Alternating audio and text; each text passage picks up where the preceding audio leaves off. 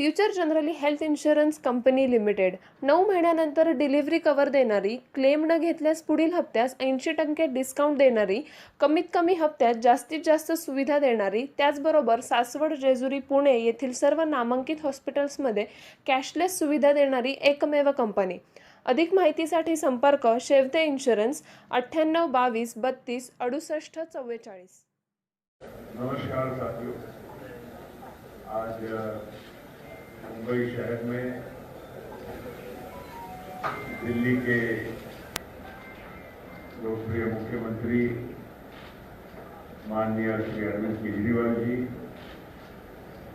और पंजाब के लोकप्रिय मुख्यमंत्री माननीय भगवंत मान जी और उनके साथ राज्यसभा में आम आदमी पार्टी के नेता माननीय संजय सिंह जी, साथ में आए हुए उनके पार्टी के राज्यसभा सांसद और युवा नेता माननीय राघव चड्ढा जी और दिल्ली की मंत्री महोदया माननीय आतिशी जी, आज यहाँ मुंबई में राष्ट्रवादी कांग्रेस पार्टी के राष्ट्रीय अध्यक्ष और हमारे नेता आदरणीय शरद पवार जी को और उनके साथ हम सभी उनके सहयोगियों को आज केजरीवाल जी के और मान साहब के नेतृत्व में यहाँ मुलाकात हुई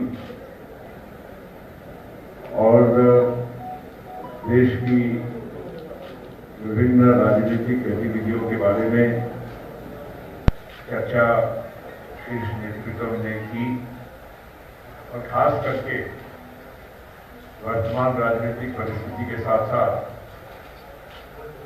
जो पिछले कुछ दिनों में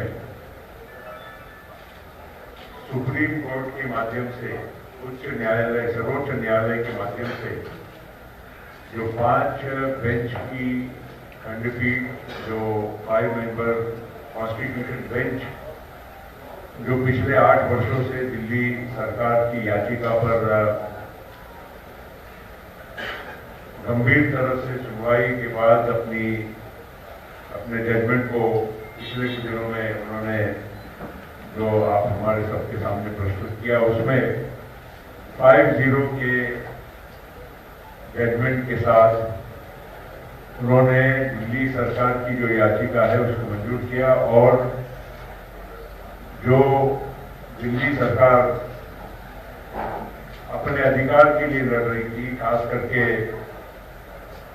जो एडमिनिस्ट्रेशन के जो पूरे मुद्दे होते हैं जिसमें दिल्ली सरकार को स्वायत्ता होनी चाहिए, अधिकार होना चाहिए, क्योंकि दिल्ली एक नेशनल कैपिटल रीजन है मगर वहाँ की विधानसभा है और वहाँ के सरकार मुख्यमंत्री महोदय के, चुने हुए मुख्यमंत्री महोदय के अधीन काम करती है, तो उनको सारे अधिकार जो मिलने चाहिए एक राज्य सरकार के, खास करके एडमिनिस्ट्रेशन ट्रांसफर पोस्टिंग्स के बारे में वो सुप्रीम कोर्ट ने मंजूर किया। लेकिन उसके पश्चात केंद्र सरकार ने ऑर्डिनेंस लाकर उस सुप्रीम कोर्ट के रूलिंग को एक नए कानून का स्वरूप देने का काम किया और वो ऑर्डिनेंस, स्वाभाविक है कि ऑर्डिनेंस तब तक ही लागू रहता है जब तक वो कॉन्स्टिट्यूशनली पार्लियामेंट में, संसद में उसको पारित नहीं किया जाता है। तो आने वाले लोकसभा और राज्यसभा का जब सत्र शुरू होगा तो ये ऑर्डिनेंस भी वहाँ पर बिल के द्वारा, कानून के द्वारा वहाँ पर पार्लियामेंट में प्रेषित होगा और लोकसभा और राज्यसभा में दोनों सदनों को फिर उस पर मतदान करने का और बहस और मतदान करने का अधिकार रहेगा।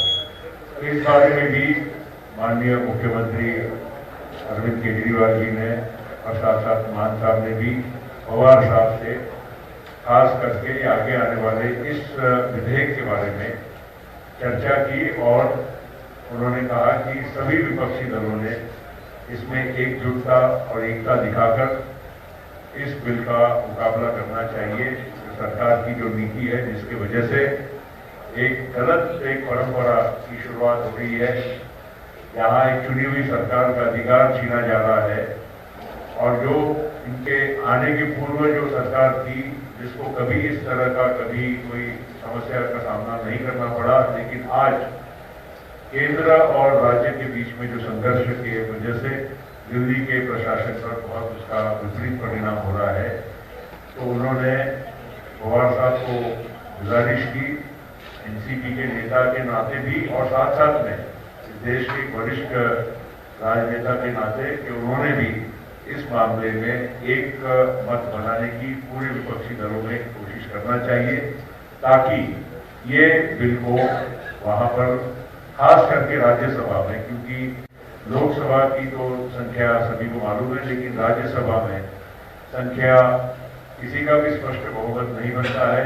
और सभी विपक्षी दलों ने, सरकार के बाहर वाले विपक्षी दलों ने एक होकर अगर मतदान किया तो उसका जरूर फायदा हो सकता है। तो ये बात आज मुख्यमंत्री महोदय ने पवार साहब के सामने रखी, तो मैं ज्यादा वक्त न लेते हुए बात पार्टी की बात वही करेंगे। मैं पुनश्च राष्ट्रवादी कांग्रेस पार्टी की ओर से, पवार साहब की ओर से मैं अरविंद केजरीवाल जी का, भगवंत मान साहब का और बाकी आए हुए सभी अतिथियों का हार्दिक स्वागत करता हूँ।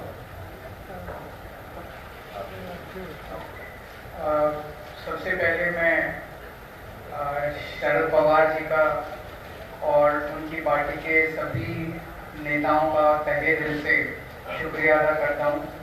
आज मैं भगवंत मान साहब और हमारे सभी साथी शरद पवार जी के साथ और उनकी पूरे सभी नेताओं के साथ यहाँ मिलने के लिए आए थे। आप सब लोग जानते हैं कि दिल्ली के लोगों के साथ बहुत अन्याय हुआ है। 2015 में जब हमारी सरकार बनी थी तो 23 मई 2015 को एक सिंपल सा नोटिफिकेशन जारी करके केंद्र सरकार ने दिल्ली सरकार की सर्विसेज की अधिकारियों के ऊपर कंट्रोल करने की सारी पावर छीन ली। 2015 से लेके 23 मई 2015, अब मई 2023 हो गया। 8 साल से हम लोग कोर्ट कचहरी के चक्कर दिल्ली के लोग काट रहे थे। 8 साल के बाद सुप्रीम कोर्ट ने 5-0 संविधान पीठ ने, कॉन्स्टिट्यूशन बेंच ने 5-0 से पूरा का पूरा ऑर्डर दिल्ली के लोगों के हक में दिया कि दिल्ली के लोग जो सरकार चुनते हैं उस सरकार को काम करने का पूरा अधिकार होना चाहिए। अगर वो काम नहीं कर सकती तो दिल्ली के लोगों को चुनाव करने की, सरकार चुनने की क्या फायदा। पूरा हमारे हक में आया। लेकिन जो लड़ाई 8 साल में हमने जीती, 11 मई को ऑर्डर आया, 19 मई को 8 दिन के अंदर इन्होंने ऑर्डिनेंस लाके उसको खत्म कर दिया। सारी पावर वापस, उन्होंने कहा कि केंद्र सरकार के पास या केंद्र की एलजी के पास सारी पावर होती है।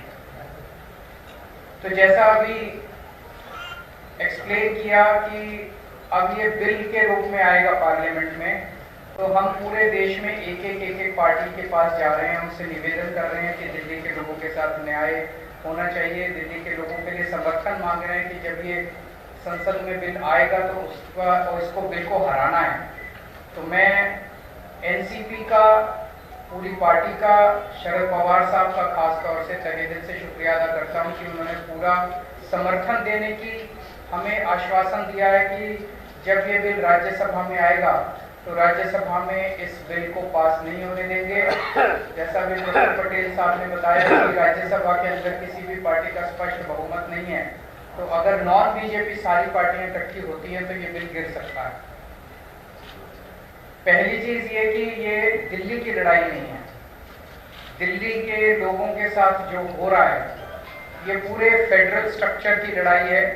जिस तरह से पूरे देश के अंदर किसी भी राज्य में अगर वहां के लोग नॉन बीजेपी पार्टी को वोट देके उसकी सरकार बनाते हैं तो भारतीय जनता पार्टी की केंद्र सरकार उनके साथ 3 बर्ताव करती है। पहला, या तो उनके विधायकों को खरीद के उनकी सरकार गिरा देती है और बीजेपी की सरकार बना लेती है। दूसरा, या फिर ईडी और सीबीआई को भेज के उनके विधायकों को डरा के, धमका के, पार्टी को तोड़ के, सरकार को तोड़ के उनकी सरकार गिरा देती है और अपनी बीजेपी की सरकार बना लेती है। और तीसरा, अगर ना बिके ना टूटे तो फिर अध्यादेश लाके, ऑर्डिनेंस लाके, गवर्नर के जरिए उनको काम नहीं करने दिया जाता। ये देश के लिए बहुत खतरनाक स्थिति है और मैं समझता हूँ महाराष्ट्र के अंदर आप सब लोग इसके भुक्तभोगी हैं। हमने कुछ महीने पहले देखा कि यहाँ पे किस तरह से जनता के द्वारा चुनी गई सरकार को किस तरह से ईडी के द्वारा, सीबीआई के द्वारा, पैसों के द्वारा तोड़ के, एमएलए को तोड़ के और पूरी सरकार को गिरा दिया गया। ये देश के लिए अच्छी परिस्थिति नहीं है कि अगर केंद्र सरकार, अगर उन्होंने मैसेज दिया है कि अगर कोई बीजेपी को वोट नहीं देगा, बीजेपी की सरकार नहीं बनाएगा, तो हम सरकार चलने नहीं देंगे या सरकार तोड़ देंगे। ये देश के लिए बहुत खतरनाक स्थिति है। तो हम पूरे देश के लोगों के पास जा रहे हैं, लोगों को जोड़ रहे हैं। लोग पूछ रहे हैं ये विपक्ष की एकता है क्या? ये पक्ष और विपक्ष की बात नहीं है, ये देश की बात है, देशभक्तों की बात है। देश, जितने इस देश के अंदर देश को चाहने वाले लोग हैं, जितने इस देश के अंदर देश को चाहने वाली पार्टियां हैं, उन सबको इकट्ठा कर रहे हैं हम लोग। तो जितने देश को चाहने, कोई देश को चाहने वाला व्यक्ति ये नहीं बोल सकता कि भाई इस तरह से चुनी हुई सरकार को तोड़ के, खरीद के, अध्यादेश जारी करके काम ना करने दिया जाए। तो मैं फिर से तहे दिल से शुक्रिया अदा करना चाहता हूँ शरद पवार साहब का कि आपने हमें, और शरद पवार साहब देश के, आज मैं समझता हूँ कि he is one of the tallest leaders which the country has. So हम शरद पवार जी से हमने निवेदन किया कि आपका तो सहयोग मिलेगा ही, लेकिन आप सारी पार्टियों से बात करके उनको सबको भी इस बिल के खिलाफ इकट्ठा करेंगे। और मैं समझता हूं कि अगर ये राज्यसभा में बिल गिर जाता है, बीजेपी पास नहीं करवा पाती है, तो ये आप इसको 2024 का सेमीफाइनल मानिएगा। फिर मैसेज ये होगा कि 2024 में मोदी जी की सरकार नहीं आ रही है। बहुत बहुत धन्यवाद, बहुत बहुत शुक्रिया पटेल साहब, हमारी पार्टी के प्रेसिडेंट अरविंद केजरीवाल साहब और एनसीपी के नेता और देश के बड़े नेताओं में जिनका शुमार होता है माननीय शरद पवार जी, इन पार्टी के राज्यसभा के साथी सभी मीडिया वाले साथी। मैंने कुछ ज़्यादा नहीं बोलना, बहुत सीनियर लोग बैठे हैं, इन्होंने बोल दिया है। मैं सिर्फ इतने कहूँगा कि लोकतंत्र को बचाने की लड़ाई है। कहने को तो हम biggest democracy of the world कहते हैं, लेकिन अगर अंदर एक झात अंदर देखा जाए तो डेमोक्रेसी तो डे बाय डे ये हत्या कर रहे हैं डेमोक्रेसी की। चाहे वो मीडिया के जरिए करवा रहे हो, चाहे वो किसी को एमएलए को तोड़ के खरीद के करवा रहे हो, चाहे किसी को गिरफ्तार करके ईडी सीबीआई की पैसे करवा रहे हैं। जो गवर्नर हैं देश में वो स्टार कंपेनर बन चुके हैं बीजेपी के, और जो राजभवन है वो इनके हेड ऑफिस बन चुके हैं बीजेपी के। गवर्नरों से हर रोज हिसाब मांगा जाता है कि कितनी बार काम किया आपने चुने हुए मुख्यमंत्री को। अगर कोई गवर्नर कहता है कि मैं 3 दिन काम नहीं कर पाया, तो उसकी गवर्नरी भी खतरे में हो जाती है कि आपको किस चीज़ के लिए लगाया था। तो ऐसा चल रहा है। दिल्ली में तो चलो एलजी को इन्होंने सरकार घोषित कर रखा है, काम करना है। Punjab is a full state, हमें अपना बजट सेशन बुलाने के लिए सुप्रीम कोर्ट तक जाना पड़ा। गवर्नर जो है वो कह रहे मैं बजट सेशन नहीं होने दूंगा। सो देश में इलेक्टेड राज करेंगे या सिलेक्टेड राज करेंगे, सवाल ये है। तो फिर 140 करोड़ जनता जो है वोटिंग के लिए लाइन में क्यों लगती है? क्यों करोड़ों अरबों रुपया खर्चा जाता है अगर सिर्फ 30 गवर्नर और एक प्रधानमंत्री ने देश चलाना है? तो ये बहुत ही खतरनाक है फेडरल स्ट्रक्चर के लिए।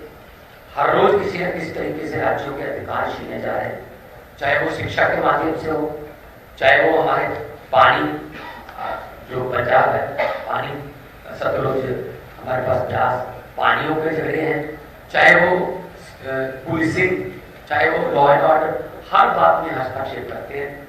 इसलिए ये बहुत अच्छा एक, मैं तो कहूँगा कि भगवान ने मौका दिया है कि देश प्रेमियों को इकट्ठा होने का। और शरद पवार जी के लिए ये कोई मेरे ख्याल में बड़ी बात है, क्योंकि इन्होंने देश पर इतने संकट देखे और उन संकट में से जब निकलना था तो ये उस कमेटी के या उस सलाहकार जो कमेटी बनती थी उसके मेंबर रहे हैं। बहुत बार देश पर इन्होंने संकट देखा और संकट को इन्होंने टाला भी और संकट से बाहर भी निकाला देश को। तो ये भी एक डेमोक्रेटिक संकट आ गया है देश पर, इसीलिए शरद पवार जी के यहाँ पर हम आए हैं कि आप एक बार फिर अपने अनुभव का इस्तेमाल करके और इस देश को बचाइए, इस देश की डेमोक्रेसी को बचाइए, ताकि हम आने वाली पीढ़ियों को ये जवाब दे सकें कि जब डेमोक्रेसी को खत्म किया जा रहा था तुम क्या कर रहे थे। कम से कम हम ये कह सकें कि हम ट्राई कर रहे थे, हम कोशिश कर रहे थे और हम किसी भी माध्यम से उनको रोकना चाह रहे थे। बहुत बहुत धन्यवाद।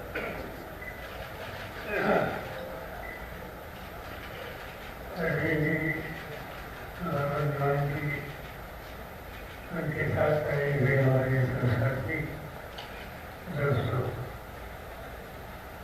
आज की जो प्रेस कॉन्फ्रेंस थी ये बड़ी इम्पोर्टेंट प्रेस कॉन्फ्रेंस है, क्योंकि प्रेस कॉन्फ्रेंस से पहले हम साथियों के साथ देश के सामने एक नई समस्या पैदा हुई तो दिल्ली के और पंजाब के मुख्यमंत्री गवर्नर अच्छी तरह से देखी। इशू दिल्ली का है ऐसे हम मानते थे।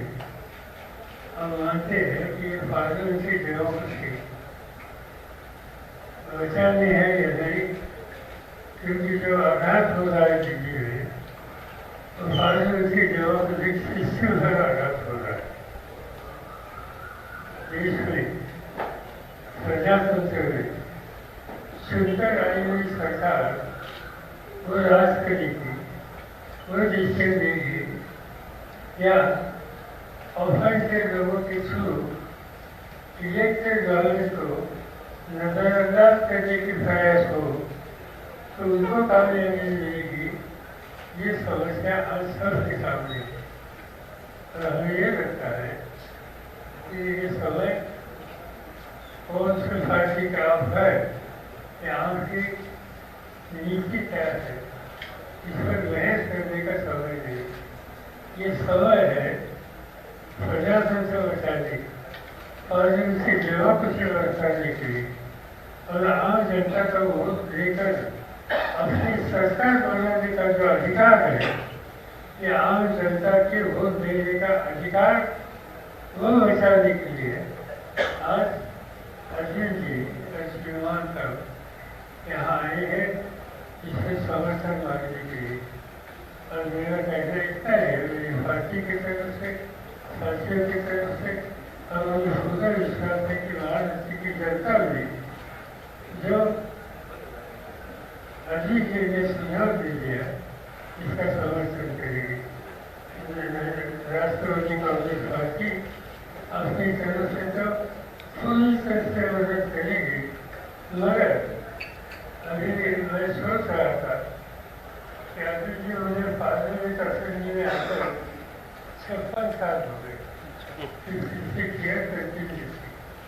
और इससे 56 साल का एक फायदा होता है कि देश के कौन से भी राज्य में जाए वहाँ कोई नेता हो, पार्लियामेंट का मेंबर हो, राज्यसभा का मेंबर हो, उनसे कुछ न कुछ व्यक्तिगत रिश्ते कई सालों से पैदा हुए। कई लोगों के साथ मैंने काम किया और इससे सवाल दिल्ली का या आपका नहीं, ये सवाल देश में इलेक्टेड गवर्नमेंट को राज कराने का जो अधिकार लोगों ने दिया है, इसमें हमने हो जाए तो उससे बचाने का सवाल है। और इससे मेरी तरफ से हमारे पार्टी के तरफ से काम तो साथ मिलेगी, मगर अन्य राज्यों में जहाँ जाकर हम कुछ बातें बता सकते हैं, उनको आपके साथ आने के लिए सुझाव दे सकते हैं कि ये भी जिम्मेदारी कुछ हद तक हम लेंगे और हम आपके साथ रहेंगे। आप यहाँ आए, मैं सभी साथियों के साथ उनको धन्यवाद देता हूँ। आप लोगों को कुछ सोचना हो तो आप सोच सकते हैं। सबसे बड़ा सवाल है, बड़ा सवाल ये है कि कांग्रेस पार्टी ने अब तक मन इस मुद्दे पर नहीं बनाया है। आपका क्या आप भी कांग्रेस पार्टी पे इस मुद्दे पर बात करेंगे, क्योंकि उनकी स्थिति साफ नहीं है अभी तक साफ। जहाँ तक इससे क्या बनाया नहीं बनाया इसके कोई ज्ञान नहीं। और मेरी सोच ऐसी है कि नॉन रिलीजियस की जितनी पॉलिटिकल पार्टीज है, इन पॉलिटिकल पार्टीज जो नॉन बीजेपी है, उनके साथ बात करके उनको कन्विंस करने के लिए सुझाव देंगे और इनका सहयोग अरविंद जी को मिलेगा। इस पर ध्यान देना हमारा फर्ज है, चाहे कांग्रेस हो चाहे बीजेपी जनता हो।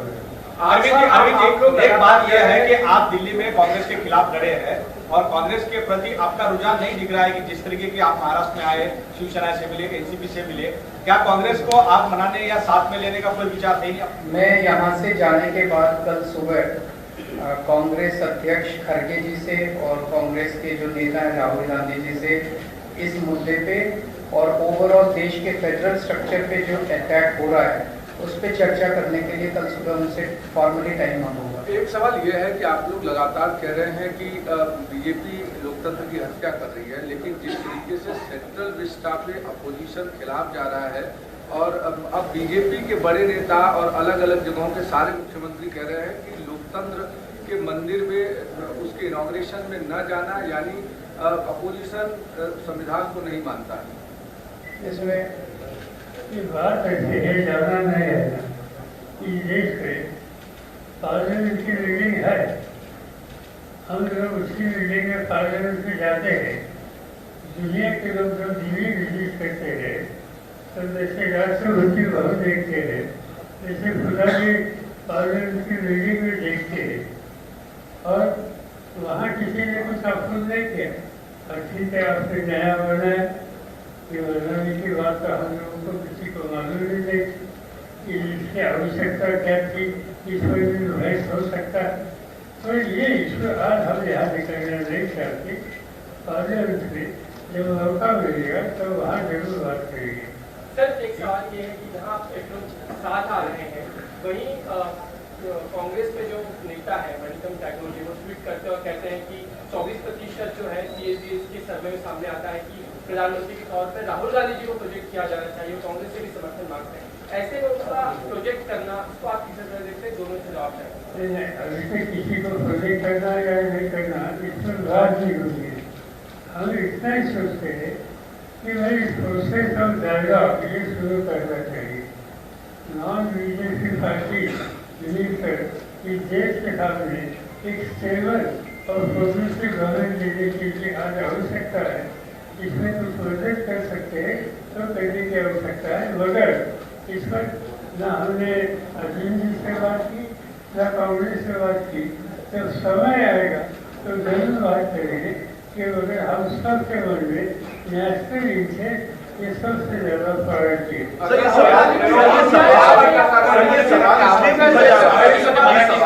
सवाल इसलिए भी पूछा जा रहा है क्योंकि महाराष्ट्र की बात करें तो शिवसेना की तरफ से आता है, उद्धव ठाकरे की शिवसेना की तरफ से आता है कि हम 18 सीटों को लेकर पहले से ही अपना दावा कर रहे हैं, लोकसभा की सीटों को लेकर एनसीपी का अपना रुख है। तो वो जो बातचीत का प्रोसेस जिसके बारे में आप बात कर रहे हैं, तो वहाँ पे कहीं पर म्यूचुअल ग्राउंड बनता हुआ यहाँ पर तो नजर नहीं आ रहा है, इसलिए यह सवाल बात सीधी है कि हमने ये बात जरूर की, यहाँ 3 पार्टी मिलकर काम करना चाहते हैं। 3 पार्टी में 2 साथियों को डिस्कस करो और डिस्कशन की प्रोसेस शुरू करो। अभी तक वो प्रोसेस शुरू नहीं हुई, तो ये हो जाएगी। अब चिंता मत करो, यहाँ से ठीक रास्ता निकलेगा। मराठीमध्ये असा